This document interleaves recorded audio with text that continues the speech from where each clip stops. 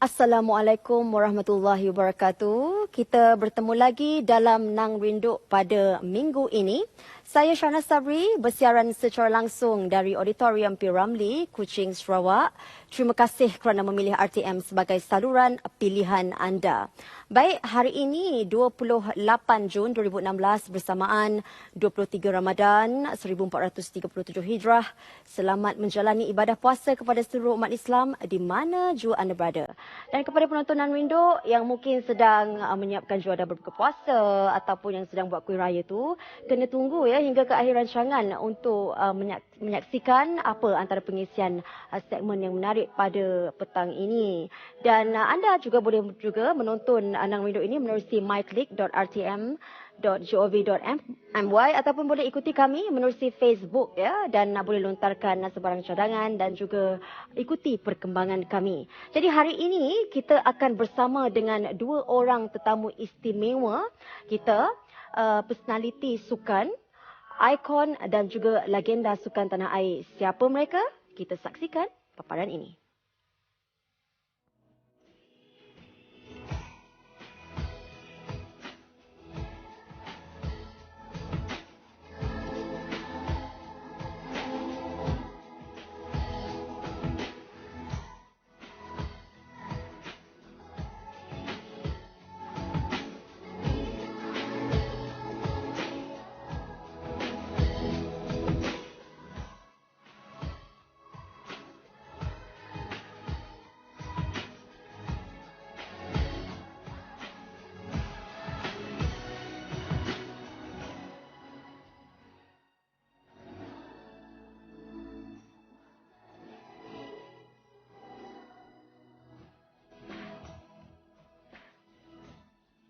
Itu dia video klip ya, dan pastinya kita dah tahulah siapa tetamu kita. Selamat datang diucapkan kepada Encik Sapuk Biki, bekas peninju negara, dan juga Encik Awang Mahyan, bekas jurulatih bola sepak Sarawak. Selamat datang diucapkan. Oh ya, tahu. Apa khabar? Baik, Alhamdulillah. Alhamdulillah.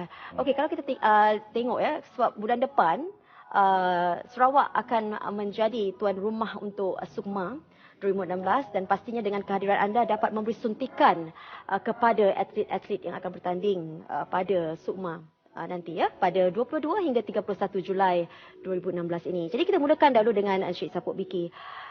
Dah lama ya tak dengar berita? Ya, betul.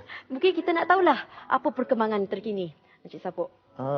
Untuk maklumat, saya sekarang ni sudah pun bertugas di Sarawak. Baru sebulan saya dipindahkan daripada Melaka. Sebabnya mengisi perjawatan dekat sini. So harap-harap saya dapat membantu daripada kejurulatihan lah. Saya akan cari masa juga untuk membantu negeri. Untuk menaikkan atlet dia sehingga ke peringkat kebangsaan lah kalau boleh. Lama dah berada di saya dah berada di Semenanjung dah 25 tahun. So saya mengucapkan ribuan terima kasihlah kepada kerajaan negeri dan terutamanya kepada Panglima 1 Division Major General Datuk Seri Pemundau yang sudi mencari perjawatan untuk saya untuk dipindahkan dekat sini. Dan untuk Encik Awang Mahyan pula ya, kalau kita lihat memang telah berlalunya 3 dekad, tetapi mereka masih lagi mengingati era kegemilangan dan juga kejayaan pasukan bola sepak negeri Sarawak. Apa antara perkembangan anda terkini? Saya sekarang saya langsung terlibat dalam SUKMA juga kerana saya Presiden Persatuan Bowling Padang Sarawak. Okey. Sekarang persediaan saya banyak berkisar daripada bowling Padang. Ya. Kerana saya tidak ada main bola besar lagi, sekarang bola kecil. Jadi saya terlibat dalam SUKMA, dalam bowling Padang. Bagaimana anda bermula sebagai jurulatih untuk pasukan bola sepak Sarawak? Saya bermula sebenarnya saya bermain untuk Sarawak. Saya main bola bermula dari umur 17 tahun dan dari sekolah. Saya pakai sekolah. Lepas itu saya bermula main Liga Kuching adalah tahun 67. 67 saya dah mula main. Lepas itu saya dipilih jadi pemain Sarawak tahun 79. Saya sudah berumur waktu itu. Saya sudah umur 29 tahun. Selepas itu saya berakhir pada tahun 82. Sebab itu bola sepak itu masih menjadi darah daging saya lah. Ya. Walaupun saya melatih ataupun jadi permainan lain, tetapi bola sepak tidak dapat dilupa dalam ingatan saya. Dan perlibatan anda, bagaimana bermulanya? Adakah anda meminati sukan tinju ni sejak kecil lagi ataupun bagaimana, Encik Sapu? Sejak bersekolah lagi daripada tingkatan 4, tingkatan 5, saya cuma ada menyaksikan 1-2 perlawanan Muhammad Ali. So bila saya saya menyertai pasukan ATM pada tahun 1993. Di sana saya nampak ada pusat ataupun jurulatih yang mengajar. So saya melapor diri untuk orang kata nak cuba. Ya. Macam mana keadaan orang bertinju, sebab karakter kita ni cuba nak serapkan dekat keadaan yang orang kata ganas, suka berlawan, suka mendapatkan kejayaan. Ya. Dari situ bila dah menang dalam kejohanan, banyak kejohanan yang disertai, minat tu terus menerus. Terus menerus ya. Dan kalau kita lihat ya, peninju kelahiran kampung Isu, Simujan Sarawak ini telah melakar sejarah negara selepas menggondol emas dengan menewaskan peserta Kenya, Moses Kenya pada Sukan Commonwealth pada tahun 1998. Dan bagaimana anda dengan kemenangan itu, bagaimana anda secara tidak langsung, adakah memang bermimpi untuk bertanding di Sukan Commonwealth ataupun terpilih? Bagaimana? Saya diserapkan daripada tahun 94, menyertai projek Jaya 98 selama 4 tahun. Dari situ peningkatan perlawanan dan latihan yang saya tunjukkan mungkin tidak setanding dengan yang lain-lain. Mungkin dia orang tak dapat nak kalahkan juga. So antara ramai-ramai peserta tu, saya adalah orang yang tak terkeluar daripada pusat cemerlang tu. Daripada pusat ditubuhkan sampai saya sendiri yang duduk di gelanggang sehingga ke final. Ya, pingat emas dalam kategori light flyweight ya. Yes. Semasa Sukan Commonwealth pada tahun 1998, dan ketika itu saya masih kecil lagi, saya juga bersorak supaya anda memenangi emas untuk negara kita. Yes. Tahniah diucapkan, Cik Sapu. Dan nama Ngap Sayut ini memang begitu sinonim sekali. Kalau cakap saja tentang pasukan bola sepak Sarawak, pastinya begitu sinonim sekali dengan Ngap Sayut. Dari mana datangnya slogan Ngap Sayut ni, Encik Awang? Itu sebenarnya secara spontan. Itu berkisar daripada negeri Pulau Pinang ataupun Pulau Pinang lah, Penang. Ya. Tahun 1988, dia orang mencipta satu slogan ataupun bernama Flexi4. Difahamkan datang daripada Belanda, Holland, waktu itu Netherlands. Jadi apabila datang kita melawan Penang, kita kalah. Kita kalah 3-1. Kalah kena slogan Flexi4 itu. Jadi apabila datang di Kuching, reporter kawan-kawan saya bertanya. Salah satu daripada masih sekarang jadi reporter, Martin Yee dan Eric Samuel Dudley, sekarang jadi editor star. Jadi bertanya, Mayan, dia kata, sekarang dia orang ada slogan kata ataupun battle cry. Kenapa Sarawak tidak membuat satu battle cry? Saya terfikir, apa yang battle cry yang tak saya buat? Langsung saya berkata, ini Ngap Sayut. Jadi perkataan Ngap Sayut jadi sinonim untuk disebut-sebut. Sarawak pun naik, itu sebab perkataan itu sampai sekarang masih diingat oleh orang. Kalau perkataan itu madot, kata bahasa Sarawak, memang tidak ada. Okey, Memang Ngap Sayut itu boleh terangkan. Apa sebenarnya maksud sebenarnya Ngap Sayut? perkataan ngap dalam etnik negeri Sarawak, kebanyakan menggunakan ngap itu hampir keseluruhan etnik. Cina pakai ngap, Bidayuh pakai ngap, Iban pakai ngap, Melayu pakai ngap. Kan? Jadi sayut itu bahasa besar ataupun bahasa pasar orang Cina. Sekarang Cina ni dia susah nak sebut sayur. Direct sayur tak ada, dia sebut sayut.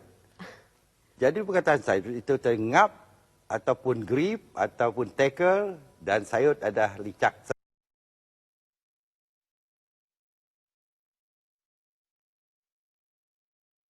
yang orang kasih terpulang pada dia orang itu, terpulang kepada peminat yang mengistilahkan bermacam-macam. Ya.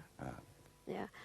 Menurut sumber secara maklumat saya, ketika anda memenangi emas pada Sukan Commonwealth, anda tidak menonton rakaman ataupun melihat ataupun menyelidiki dulu siapa lawan anda dari segi rakaman untuk mengetahui corak bagaimana corak permainan ataupun perlawanan itu. Mengapa? Dari segi motivasi yang banyak saya terima, sebab jurulatih daripada banyak negara dan ada bantuan daripada Majlis Sukan Negara untuk video yang dirakam perlawanan yang sama kategori dengan saya tu. Kalau kita bagi motivasi, maksud dia kalau kita tengok perlawanan dia tu laju, tumbuk dia berat, sepantas kilat, kita mental, maksud dia kita akan lemah bila kita menonton. Kalau kita tak kaji dengan betul, kita akan kalah. So dalam arti kata saya training, saya ada 2 tangan, saya cukup latihan, jiwa kental, dia pun sama. Yang kita tahu besok naik gelanggang 2 orang di atas tu. Kalau you tak boleh, you akan kalah. Bagaimana anda menetapkan sasaran itu untuk memenangi dalam perlawanan itu? Saya senang saja menetapkan sasaran, sebabnya sebelum saya naik gelanggang, saya akan buat meditasi sendiri. Ya. Saya akan ambil segala latihan yang 2-3 tahun yang lepas, mana yang baik saya akan ambil, kumpul. Sekiranya saya boleh dapat benda tu, capai benda tu di atas gelanggang tu, saya akan dapat. Saya tak nak sasaran ataupun opponent saya dapat benda tu dulu. Ya. Ya. Dan anda menerima latihan bukan saja di Malaysia, di mana? Saya beruntung sebab saya sebelum Sukan Commonwealth tu saya dihantar ke Sukan Olimpik tahun 96 di Atlanta. Jadi saya menerima latihan di Cuba, di Mexico, Indonesia, dan semasa di kejohanan Commonwealth tu saya dihantar ke Seychelles dengan Afrika Selatan lah, dengan Mauritius. Dan sedikit sebanyak dapat membantu ketika perlawanan di Sukan Commonwealth. Dan Encik Awang Mahian sendiri, kalau anda, kita boleh kategorikan sebagai antara legenda ya, kerana telah menaikkan kemuncak bola sepak Sarawak ke satu landscape yang sangat tinggi ya. Jadi kalau anda nak lihat dari segi ayat ataupun frasa yang boleh menggambarkan diri anda sebagai jurulatih, apa yang anda nak orang ingat tentang diri anda? Saya merasa itu terpulang kepada peminat lah. Bagaimana dia nak istilahkan atau ikat saya tidak berapa kisah. Dan saya merasakan bahawa saya telah menaikkan taraf bola sepak Sarawak di tempat yang sesuai, dan kemudian sekarang bola sepak Sarawak sudah masih juga di tahap yang apa yang dikehendaki. Ya. Dan pada tahun 1989 ya, anda telah mengambil keputusan untuk terjun ke Sungai Sarawak dari Jabatan Gantung Satok. Kita nak tanya ni secara eksklusif, secara langsung, apa yang terlintas di fikiran anda ketika itu dan mengapa anda melakukannya? Itu boleh saya correction sikit. Itu bukan tahun 89, tahun 88. 1988, okey. 88. Okey. Waktu kita melawan Johor dalam kuarter final. Kerana Sarawak sudah 9 tahun masuk Piala Malaysia, termasuk saya sendiri berada dalam tim. Belum pernah masuk kuarter final. Sekali saja mendapat nombor ke-9 pada tahun 87 di bawah pimpinan Tuan Haji Ahmad Cik Su. Jadi belum pernah pasukan Sarawak masuk kuarter final di Johor.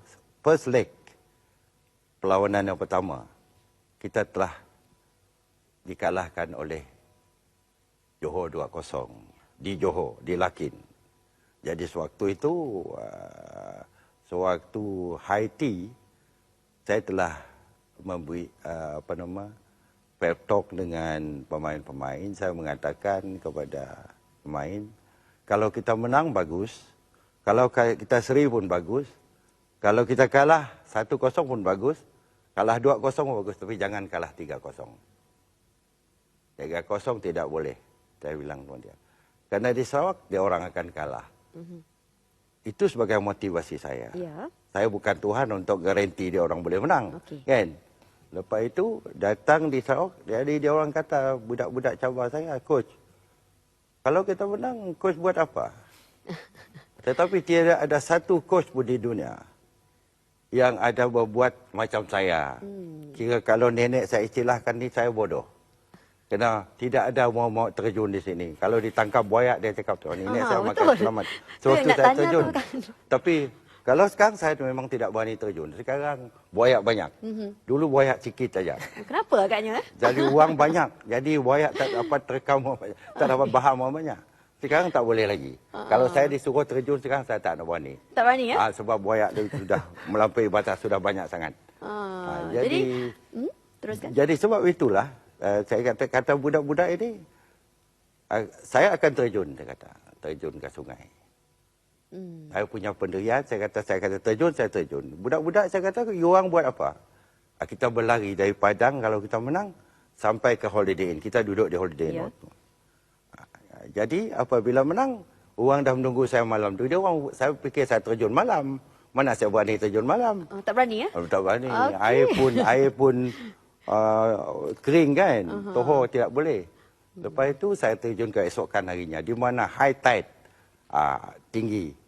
Dan lebih kurang dari jambatan gantung, jambatan tu ke bawah air tu lebih kurang 18 meter. 54 kaki ya tinggi dia. Ya. Tak berapa tinggi lah. Di naik, bila air naik, dia makin rendah. Ya. Jadi kebanyakan budak-budak ikut saya. Kita nak tanya ni sebab mungkin cara maklumat kita, saya dan juga mereka di luar sana berbeza. Jadi kita nak tanya, jadi mungkin dah terjawab persoalannya. Terjun ya pada tahun 1988. 88. Okey, Encik Sapuk fikir pula bagaimana dari segi pengalaman berharga. Maklumlah ketika itu antara perlawanan yang sangat orang kata semuanya tengah tengok ni dapat ke memenangi pingat emas untuk Malaysia pada ketika itu. Jadi bagaimana dari segi pengalaman ketika berhadapan dengan Moses?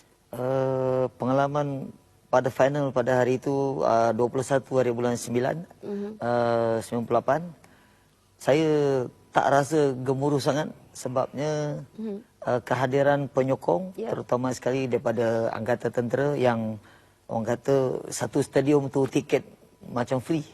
Jadi lagu Negaraku Gagah Satria bila dimainkan kita rasa macam kejohanan tu kejohanan tentera. Jadi tak ada tekanan. Dengan kehadiran Perdana Menteri masa itu seminit selepas saya perlawanan dan kehadiran daripada kedua orang tua saya yang dijemput khas lebih menaikkan semangat sebab saya boleh tengok, boleh jeling kehadiran dia orang. Jadi saya boleh bawa diri masuk dia, tak ada tekanan, cuma saya bermain dengan psikologi. Kalau kita tengok di final yang last lagi 10 saat tu, di mana saya boleh mengira masa masuk dia 10, 9, 8, 7, 6, masa tu menurun. Jadi masa menurun, tenaga kita naik sebab dia makin rendah.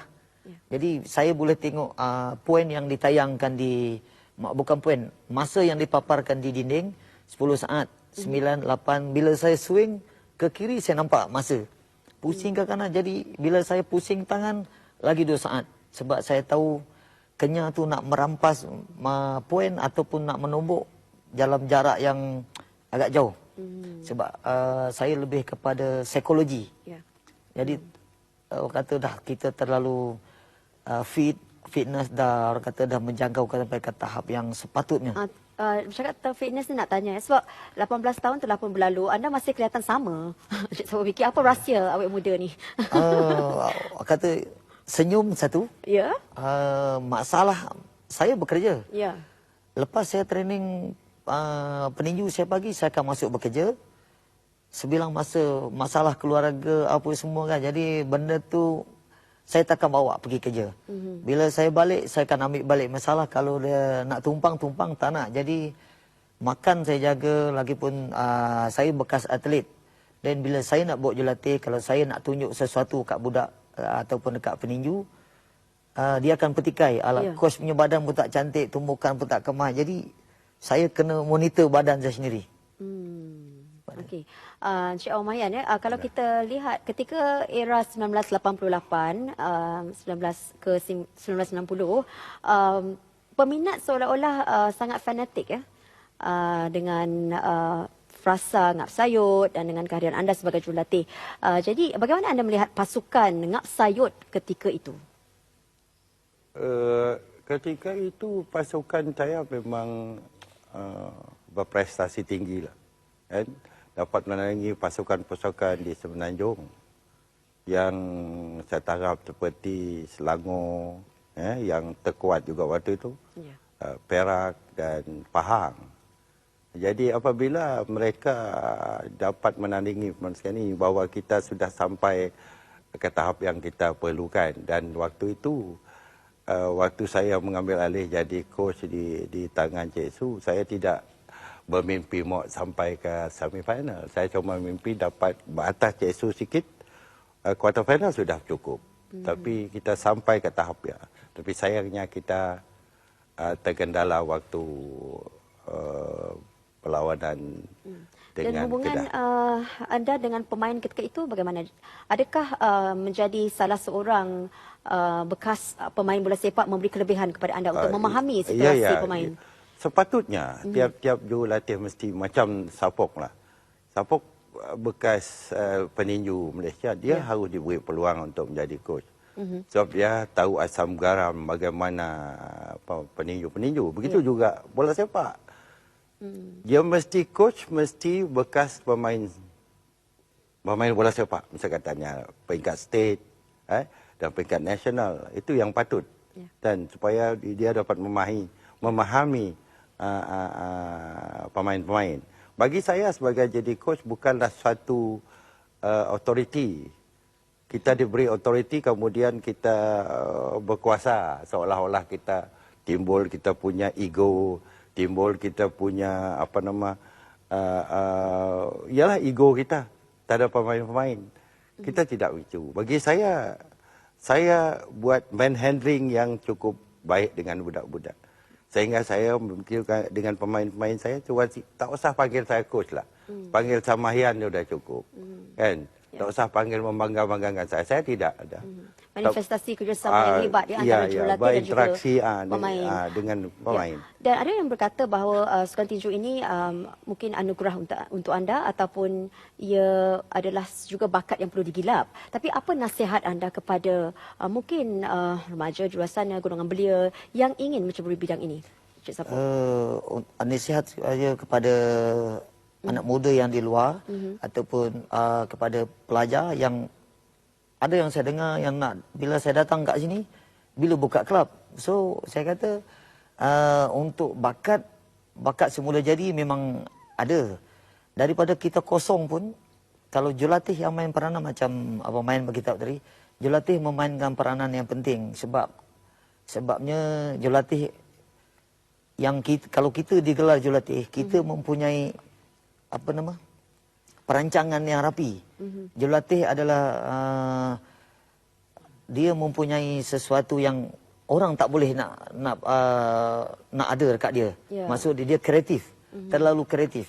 Sebab bila dia terlalu kreatif, bila anak buah dia naik di peringkat negeri kebangsaan, itu menandakan jurulatih itu memang kreatif. Pelbagai latihan, jadual dan berjaya yang membawa mereka ini ke satu tahap yang membanggakan. Dan Cik Awang Mahian boleh perincikan mungkin dalam seminit saja apa impian anda untuk pasukan bola sepak Sarawak yang ada sekarang. Saya cuma melihat pasukan Sarawak sekarang okey, tapi pada mulanya bila dilatih oleh Datuk Raja Gopal, kira barangkali dia kurang bernasib baik, tidak berapa bernasib baik. Sarawak tidak mendapat poin yang sesuai.